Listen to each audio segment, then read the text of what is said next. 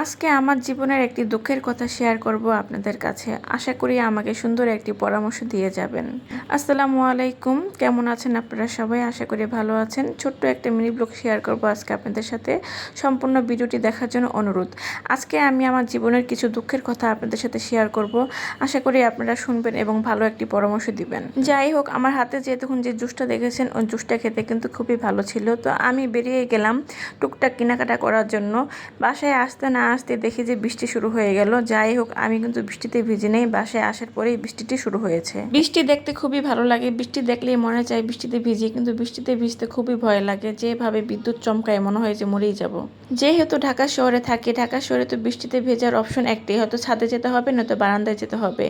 এখন এই বারান্দায় ছাদের মধ্যে যেতে খুবই ভয় লাগে, যেভাবে বিদ্যুৎ চমকায়। বিদ্যুৎ চমকানো দেখলে মনে হয় যে এই বুঝি গায়ে এসে পড়লো।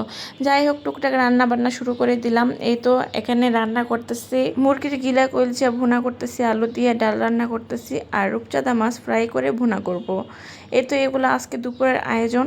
এখন রান্না করতে করতে ফাইনালি আমার দুঃখের কথাটা আপনাদের সাথে শেয়ার করব। আমার দুঃখের কথাটা শুনে আপনারা সবাই ভালো একটি পরামর্শ দেবেন যে আসলে আমার কি করণীয়। আমার দুঃখের কথাটা হলো যে আমার দুটি ছেলে, আমার বড় ছেলেটি পড়ে ক্লাস 6-এ।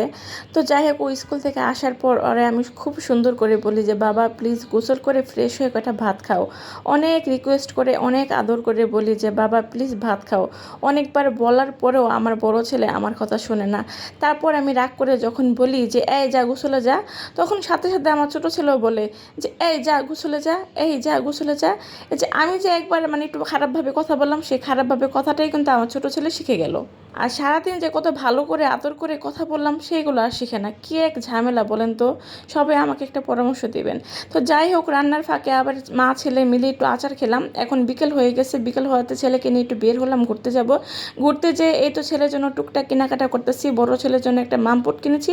মামপট কেনার পর বড় ছেলে আমাকে বলতেছে এটা তো মেয়েদের, এটা আমি ইউজ করব না। কালারটা ছিল পার্পেল। পার্পেল কালার কি মেয়েদের? সবাই বলেন তো। যাই কিছু কিনি না কেন তাদের পছন্দ হয় না। তারা এখন বড় হয়ে গিয়েছে, তাদেরটা তারা একে একে কেনাকাটা করবে।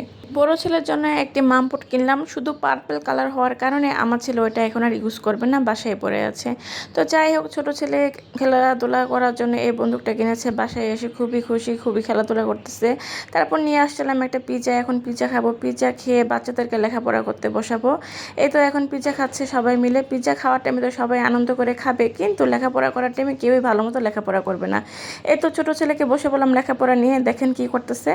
সে বলতেছে সে ড্রয়িং করবে। ঠিক আছে, ড্রয়িং করবা, ভালো কথা করো। ড্রয়িং করতে পারলেও তো ভালো, যেহেতু ছোটো মানুষ। কিন্তু সে ড্রয়িংও করবে না, লেখাপড়াও করবে না, শুধু মানে দাগাদাগি করবে। ঠিক আছে, দাগাদাগি করো তাও ভালো। যদি বলি যে দাগাদাগি করো, দাগাদাগি করার টাইমও বলবে কি কলমে তো কালি নেই, নষ্ট হয়ে গেছে, নষ্ট হয়ে গেছে। যে কোনো জিনিসই নষ্ট নষ্ট